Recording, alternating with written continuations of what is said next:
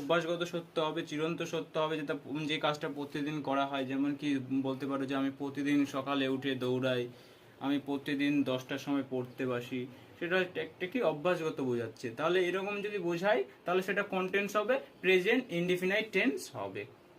তো এবার আমরা প্রেজেন্ট ইনডিফিনাইট টেন্সের যে সেন্টেন্স গঠনের যে স্ট্রাকচারটা আছে সেটা দেখব। প্রেজেন্ট ইনডিফিনাইট টেন্সের জন্য সর্বপ্রথম কি দরকার? সাবজেক্ট দরকার, তারপর কি দরকার? মেইন ভার্ব দরকার, তারপর অবজেক্ট। তাহলে প্রেজেন্ট ইনডিফিনাইট টেন্সের স্ট্রাকচার কি?